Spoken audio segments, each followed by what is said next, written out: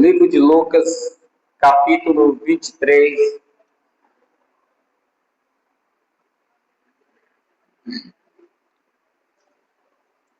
Evangelho segundo Lucas, capítulo 23.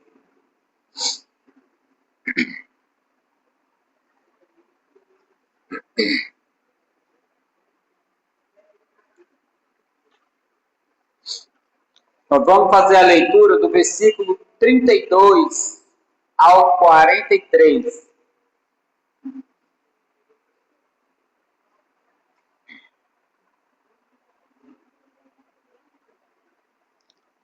Lucas 23, do 32 ao 43.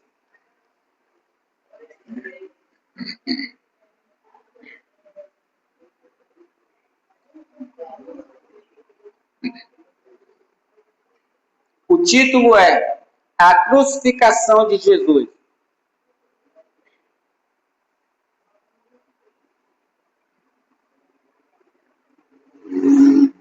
Acompanhe comigo a leitura. Diz assim: E também eram levados outros dois que eram malfeitores para ser executado com Jesus. Quando chegaram ao lugar chamado Gólgota, ou Caveira, ali o crucificaram, bem como os malfeitores, um à sua direita e outro à sua esquerda. Mas Jesus dizia: Pai, perdoe-lhe, porque não sabem o que fazem. Então, para repartir as roupas dele, lançaram sorte. O povo estava ali observando tudo. Também as autoridades zombavam, dizendo: salvou os outros, que salve a si mesmo, se é de fato o Filho de Deus, o escolhido. Igualmente os soldados zombavam dele. E aproximando-se, trouxeram-lhe vinagre, dizendo: se você é o rei dos judeus, salve a si mesmo. Acima de Jesus estava o seguinte escrito: este é o rei dos judeus. Um dos malfeitores crucificado, blasfemava contra Jesus, dizendo: você não é o Cristo? Salve a si mesmo e a nós também. Porém, o outro malfeitor repreendia, dizendo: você nem ao menos teme a Deus, estando sobre igual sentença? A nossa punição é justa, porque estamos recebendo o castigo que nossos atos merecem. Mas este não fez nenhum mal. E acrescentou: Jesus, lembra-te de mim quando vieres no teu reino. Jesus respondeu: em verdade te digo que hoje mesmo estarás comigo no paraíso. Amém? Aqui nós vamos trabalhar a respeito da crucificação de Jesus. Jesus, no domingo da paixão, Jesus entra em Jerusalém. E ali uma multidão recebe, acenando com ramos de palmeira, dizendo: Hosana, Hosana, aquele que vem no nome do Senhor.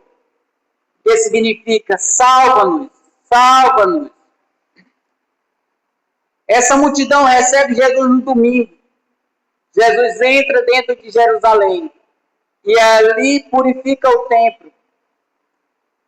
E Jesus sai de Jerusalém para Betânia e na volta retorna para Jerusalém novamente. Só que agora Jesus vem para a sua ceia.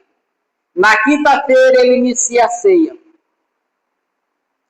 Durante a ceia ele fala que um dos seus discípulos há de traí-lo.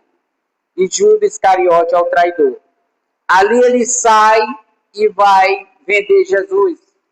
Jesus sai dali para a sua última oração.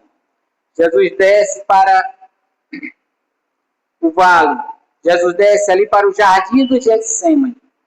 E ali Jesus tem a sua maior batalha espiritual. Uma batalha tão ardente, tão grande, tão sufocante, porque ali ele está diante do plano eterno de Deus, que é morrer pelos pecadores. Agora Jesus se encontra diante de um propósito que ele não pode fugir, mas a sua natureza humana clama por misericórdia. Ele diz assim: Pai, se possível, passa de mim este cálice, mas contudo, que não faça assim a minha vontade, mas a tua. Jesus, entendendo que o plano era o plano eterno de Deus, ele está totalmente rendido à vontade do Pai. Então ele, apesar de tamanho sofrimento, ele diz: mas que não seja feita a minha vontade, mas a tua. E ali, já na madrugada, os soldados vêm com Judas, e Judas o trai, Jesus dando um beijo em sua face, e ali Jesus é preso. Jesus, já na manhã de sexta-feira, Jesus é levado ao Sinédrio para depor. E ali Pilatos consulta, chama Jesus a atenção, questiona Jesus porque ele está sendo preso, qual era o seu crime, mas Jesus não fala nada, vai como uma ovelha muda que é destinada ao matadouro. Então, ali o Pilatos, mesmo não achando culpa em Jesus, resolve condenar. E agora Jesus é levado para os açoites. Jesus é açoitado. Jesus foi açoitado, foi cuspido, foi zombado, foi escarnecido, foi blasfemado. Jesus sofreu todo tipo de terror ali. Jesus chegou a ser espancado a murro. Chegaram a dar tapa no rosto de Jesus, enquanto ele era levado para a crucificação. Jesus sofreu todo tipo de humilhação que nós jamais vamos sofrer. Jesus sofreu. Por que ele sofreu? Porque ele entendia que era necessário que ele passasse por tudo isso para que o plano de Deus, a redenção do seu povo, fosse concretizada na sua morte. Jesus não poderia revidar, irmão. Ali, quando Jesus é levado pelos discípulos, pelos soldados que vieram com Judas, os discípulos, um dos discípulos, chamado Pedro, ele corta a orelha de um servo chamado Malco, um soldado. E ali o Jesus o repreende, dizendo: chega, basta, não façam isso. Se eu precisasse de ajuda, eu invocaria ao Pai e ele enviaria 12 legiões de anjos, que são 72 mil anjos, estaria à disposição de Jesus para vir socorrê-lo. Mas Jesus entendia que ele não podia fugir desse compromisso. Era uma agenda eterna de Deus para ele cumprir. Ele não podia fugir. Apesar de ele ter um exército a seu favor, ele tinha que ser levado para a morte. Então as autoridades e o povo começam a escandalizar-se de Jesus, começam a ridicularizar Jesus. Acompanhe comigo no verso 35 e 36. Verso 35 e 36 diz assim: e o povo ali observava, e também as autoridades o ridicularizavam, e dizia: salvou os outros, salve a si mesmo, se de fato é o Cristo de Deus, o escolhido. 36. Igualmente os soldados zombavam dele. Aqui o povo, vocês lembram que eu falei que no domingo anterior, o povo recebeu Jesus dizendo assim: Hosana, Hosana, aquele que vem em nome do Senhor, e Hosana significa salva-nos. A mesma multidão que alguns dias antes, que foi no domingo, na mesma semana, pedia por misericórdia, agora o mesmo povo agora grita: o crucificam, crucificam, e levam Jesus, e ali zombam de Jesus, escarnecem de Jesus, e Jesus se encontra na cruz ouvindo a mesma multidão que há alguns dias atrás, há uns 4, 5 dias atrás, clamava por misericórdia, agora não reconhece o seu Salvador.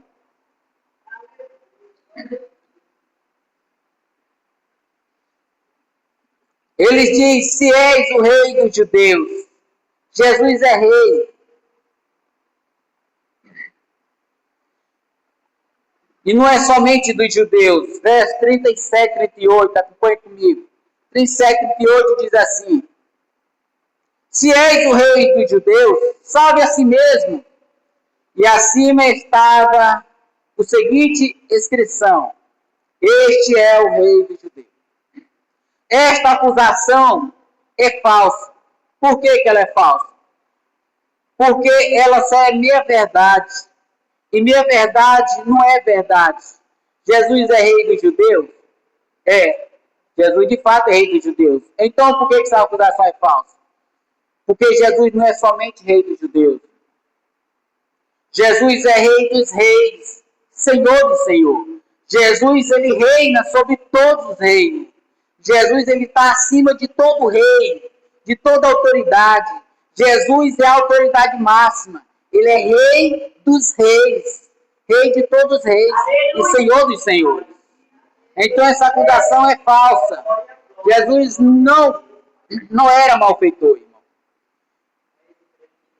Mas também não era só as autoridades que escarneciam e zombavam de Jesus. Preste bem atenção. Mas também os malfeitores. Em Mateus 27, 34, 27, 44. Eu vou lá, vocês marcam aí, para que possam andar mais depressa. Em Mateus 27, e versículo 44, diz assim: também os ladrões que haviam sido crucificados com ele o insultavam. Ou seja, o povo insultava Jesus, as autoridades insultavam Jesus, agora os malfeitores, os dois malfeitores começam também a escarnecer de Jesus, começam a zombar de Jesus, mal falar de Jesus, chamavam Jesus de impostores, chamavam Jesus de Deus falso, de filho de Deus falso, de Messias falso. Eles escarneciam e zombavam de Jesus. Se és o Filho de Deus, desça da cruz e cremos em ti. Irmãos, se Jesus tivesse atendido o pedido desses malfeitores e dessas autoridades, nós estávamos perdidos. Porque Jesus poderia muito bem invocar uma legião de anjos e exterminar aquela nação e reiniciar uma nova. Mas Jesus não fez isso. Jesus foi como uma ovelha muda, não abriu a sua boca, sofreu todo sofrimento, zombaria, silencioso, porque era necessário que ele fizesse isso. E ali está os dois malfeitores, diante da mesma sentença, porque a sentença de cruz era para os piores criminosos da época. Não existia uma sentença pior do que a sentença de cruz. Morrer pendurado numa cruz era a pior coisa que tinha, irmão. Era um sofrimento terrível. As pessoas morriam asfixiadas, porque quando elas são crucificadas, o peso do corpo sufoca essas pessoas. Elas morrem sem ar e elas morrem lentamente.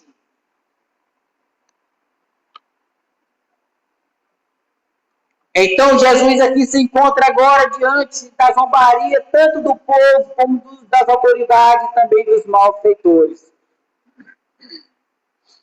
E Jesus, diante de tanta escárnio, de tanta zombaria, Jesus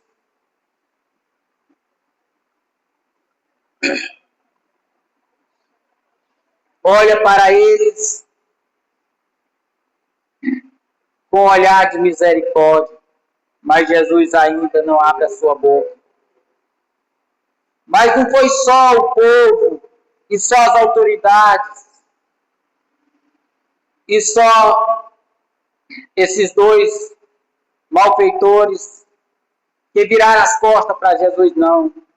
Naquele momento, Jesus foi abandonado totalmente na cruz. Naquele momento, o Pai desampara Jesus na cruz.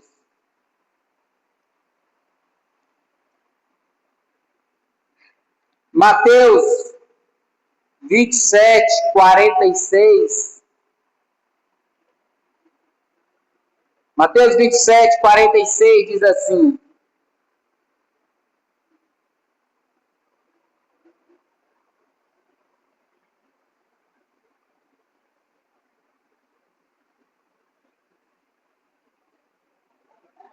por volta das 3 horas da tarde, Jesus clamou em alta voz: Elohim, Elohim, lama sabachthani. Isto quer dizer: Deus meu, por que me desamparaste? Agora Jesus é desamparado pelo Pai. O Pai vira as costas para Jesus. E Jesus fica sozinho naquela cruz, desamparado pelo povo, pelas autoridades e também desamparado pelo próprio Pai. Jesus está totalmente desamparado agora. Irmãos, muitas às vezes as pessoas querem minimizar o sofrimento de Jesus, a angústia de Jesus, e diz assim: não, Deus não desamparou Jesus. Ali é só uma parábola dizendo que Deus desamparou, não, que um pai desampara o filho. Mas o texto é claro, irmão, diz que Deus desamparou. O próprio Senhor Jesus, ele clama dizendo: meu Pai, por que me desamparaste? Ou seja, Deus Pai desamparou seu filho por quê? A palavra de Deus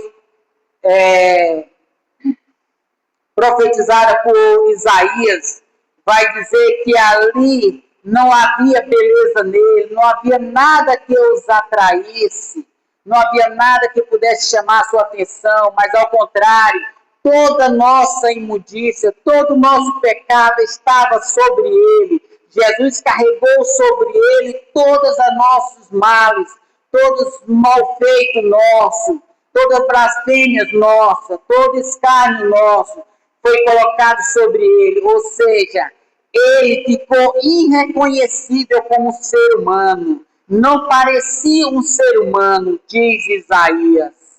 E nada, não havia beleza nele. Ao contrário, todos os nossos pecados estavam sobre ele. Ou seja, a sua beleza foi tirada. E em vez de beleza, agora ele estava coberto por pecado. E ele estando coberto por pecado, o Pai que é santo, o Pai que não pode contemplar o mal, não podia contemplar a face de seu filho naquele momento. Então o Pai vira as costas para seu filho. Porque agora não é mais o Jesus limpo como ele estava antes da cruz. Agora é um malfeitor em nosso lugar. Agora Jesus está assumindo o nosso lugar ali. Todos os nossos pecados estão em cima de Jesus. Deus olha para ele, mas não vê seu filho. Vê o pecado da nação. O pecado do povo cobre a face de Cristo. Então Deus vira as costas. O pai vira as costas para seu filho, porque ele não consegue ver beleza mais em seu filho. Ele não consegue ver santidade em seu filho. Ele só vê ali um malfeitor, um maldito. Jesus se fez maldito em nosso lugar. Para que hoje, irmão, nós pudéssemos ter a oportunidade de uma vida eterna. Alguém teve que se tornar maldito em nosso lugar.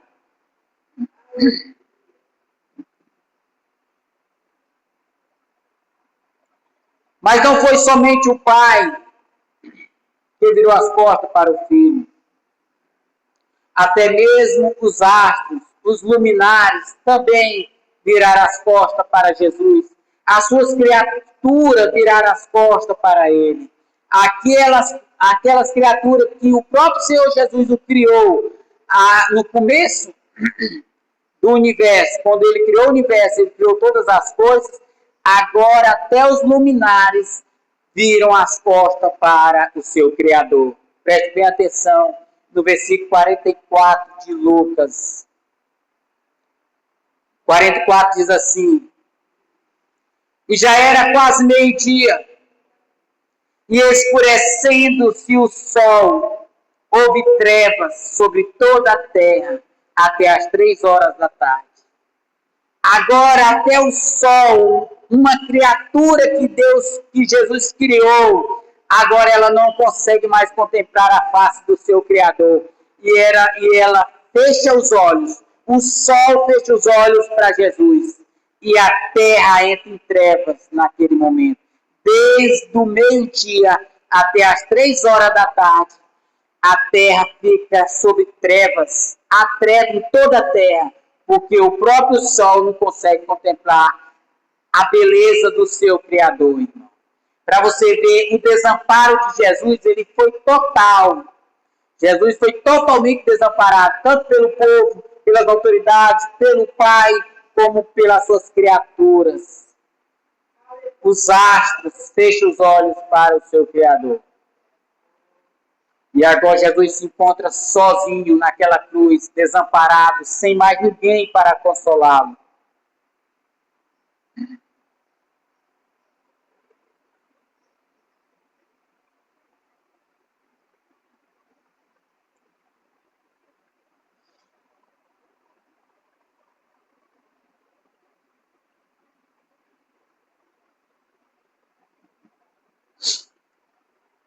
E Jesus, mediante de tamanho sofrimento, de tamanha angústia, tamanho desespero, Jesus intercede por nós, intercede pelo povo. No verso 34, preste bem atenção, acompanhe. Jesus está desamparado na cruz. Foi ridicularizado ali, foi escarnecido, zombado, cuspido, espancado. E ele olha para aquele povo e se compadece daquele povo, porque aquele povo está fazendo aquilo que eles não sabem, eles estão matando o Criador deles. Jesus olha para ele e diz assim, verso 34, Pai, perdoe-lhe, porque não sabem o que fazem. Ô irmão, que como tem um peso tão grande essas palavras de Jesus. Se Jesus não tivesse intercedido pelo povo, nós estaríamos mortos. Porque a palavra de Deus diz que Deus ouviu o pedido de seu filho. O seu filho foi respondido. Não sendo livre da cruz, mas porque a misericórdia do Pai caiu sobre a nação. Deus, Pai, teve misericórdia do povo quando Jesus, apesar de tamanho sofrimento, Jesus ainda olha para aquele povo e diz assim, Pai, perdoe-me, porque eles não sabem o que fazem. Irmão, até o tempo de hoje, Jesus diz a mesma coisa para nós. Perdoe, Pai. Jesus está no céu hoje, intercedendo por nós. E eu imagino que todo dia ele diz, Pai, perdoe, porque eles não sabem o que fazem. Irmão, quantas pessoas até o dia de hoje blasfemam de Jesus, ridicularizam Jesus, negam Jesus, criticam Jesus, blasfemam de Jesus.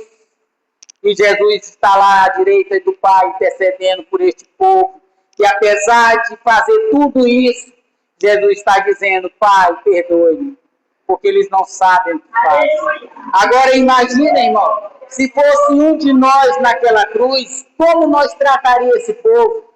Será que nós teríamos compaixão daquele povo? Se fosse eu, se fosse você, será que nós não invocaríamos o nome do Pai e dizia assim, Senhor, mande um meteoro e destrua esse povo? Era mais fácil nós fazer isso do que nós ter compaixão de quem está espancando, batendo em você. Mas Jesus, apesar de tudo isso, Jesus ainda olha para cima e diz assim: Pai, perdoe-me, porque eles não sabem o que fazem. E nós não sabemos, irmão, o que nós fazemos. Nós fazemos muita besteira, muita loucura. Mas graças ao nosso bom Senhor Jesus Cristo, Ele intercede por nós. Aleluia. Amém.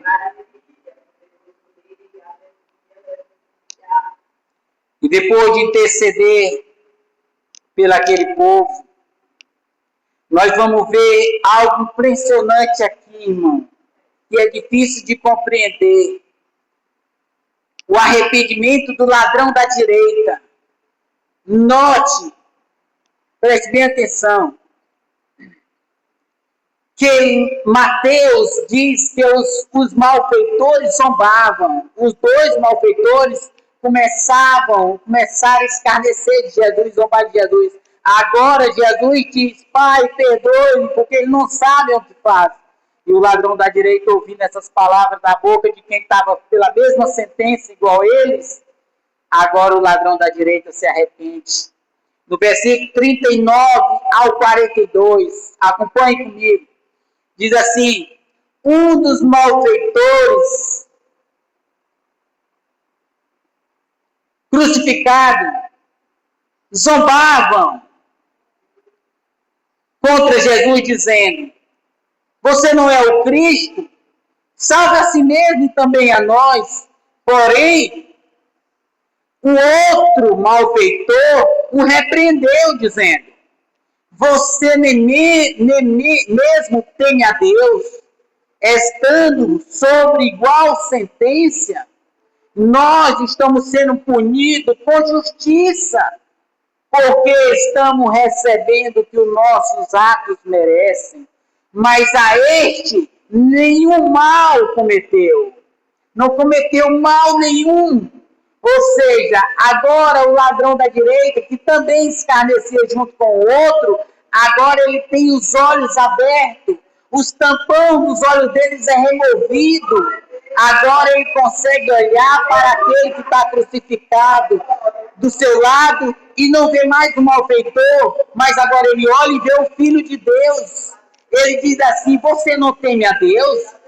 Para o seu companheiro, você não teme a Deus, nem estando sobre a mesma sentença? Ou seja, agora ele diz: Deus é que está sendo sentenciado junto conosco. Note que a palavra dele é essa: você não teme a Deus, mesmo estando sobre a mesma sentença, colocou Deus ao lado deles, na mesma sentença. Ele reconhece que Jesus é Deus, que Jesus é o Filho de Deus, que Jesus é o Messias. Você não reconhece? Você não teme a Deus, mesmo estando sob igual sentença? Aí ele olha para Jesus e diz assim: Jesus, lembra-te de mim quando vieres no teu reino. Ou seja, agora é um pedido de misericórdia dele. Ele clama por misericórdia: Senhor Jesus, lembra-te de mim quando vieres no teu reino. Irmão, esse ladrão da direita, ele se arrependeu e ele estava na cruz esperando apenas o tempo da sua morte. Estava no 1/10 da sua morte, do seu tempo. Ele consegue reconhecer Jesus na cruz como sendo Deus, o Deus Salvador, o Messias, o Filho de Deus. E ali ele clama por misericórdia. Ele clama por misericórdia nos últimos minutos da sua vida, irmão. Ele está sentenciado à morte. Irmão, nós temos que aprender algo com isso, irmão. O que nós podemos aprender com isso, irmão, é que não há tempo perdido, irmão. Enquanto houver vida, irmão, há tempo de arrependimento. Você pode olhar para seu Salvador e dizer assim: Jesus, lembra-te de mim quando vieres no teu reino. Ou seja, tenha misericórdia de mim, Senhor Jesus, que estou morrendo. Aquele ladrão aproveitou o último segundo. Jesus ainda estava vivo e ele pôde olhar para a face de Jesus e reconhecer ali o Salvador da sua alma. E olha a resposta de Jesus para ele, irmão. A resposta salvadora de Jesus, 43, diz assim. E Jesus lhe respondeu: em verdade te digo que hoje estarás comigo no paraíso. O ladrão da direita recebeu a misericórdia de Jesus. E Jesus fez uma declaração muito forte para nós compreender. Hoje mesmo, ou seja, naquele mesmo dia, Jesus está dizendo: hoje você estará comigo no paraíso. Ou seja, o malfeitor da direita recebeu misericórdia nos últimos minutos de vida. Naquele mesmo dia, ele entrou na glória de Deus. Naquele mesmo dia, este malfeitor da direita foi salvo. E as três cruzes têm um símbolo, irmão. As três cruzes é simbólico. O que significa essas três cruzes? O ladrão da direita significa os arrependidos, o povo escolhido de Deus, que Deus resgata, ainda que no leito de morte, o Senhor vai chamar. Ainda que num 10º da sua morte, Jesus vai chamar. Só esses serão salvos. E o da esquerda simboliza o mundo, aqueles que rejeitam para sempre o seu Salvador e estarão perdidos. E Jesus está no centro do mundo, de braços abertos, mostrando que a sua misericórdia foi estendida sobre todo o mundo. Mas nem todos vão querer, nem todos aceitam a misericórdia dele.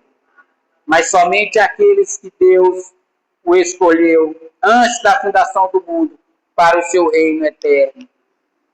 Graças a Deus que nós estamos aqui, irmão, fazendo parte desse povo que for escolhido por Deus.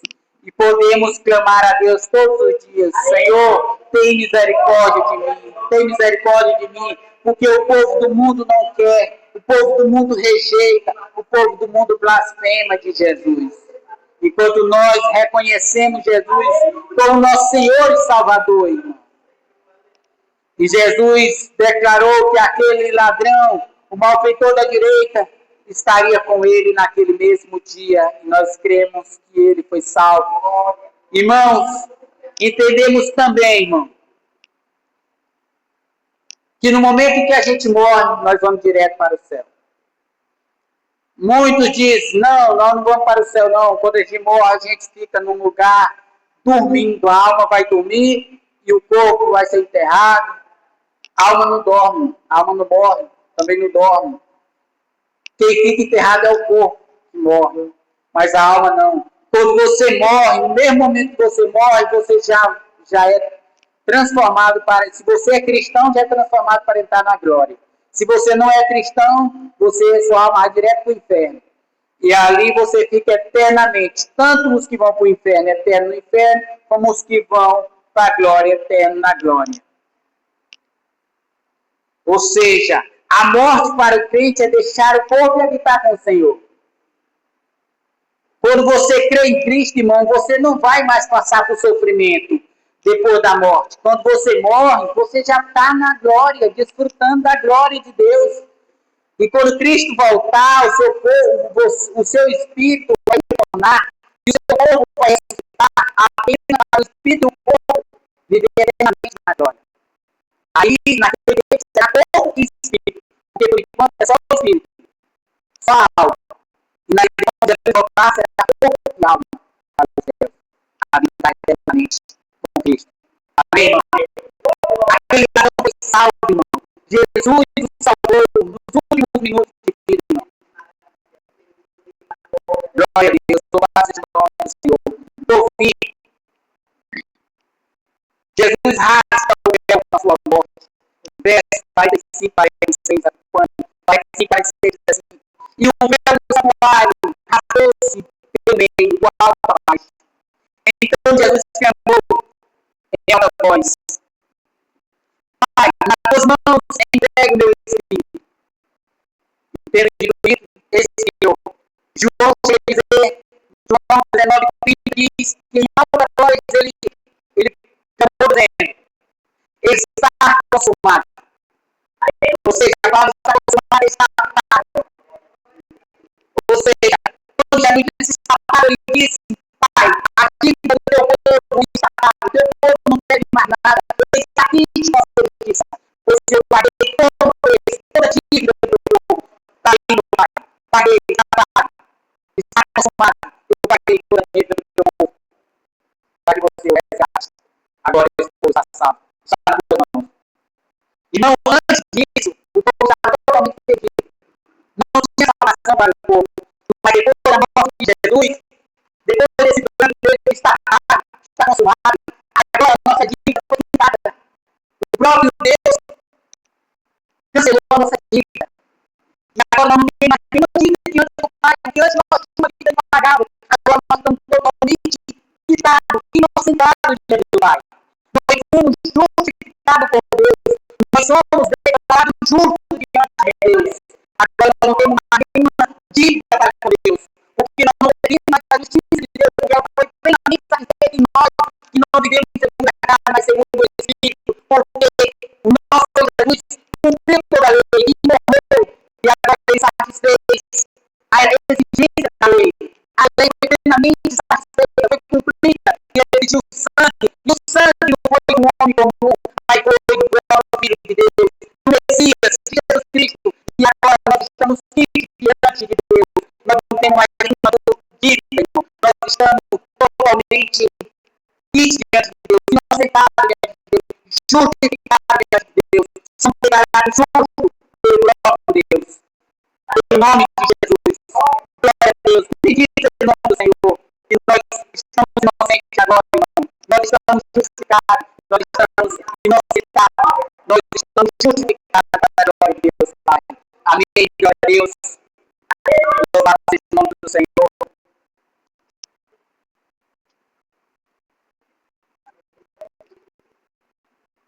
Bendito seja o nome do nosso Deus.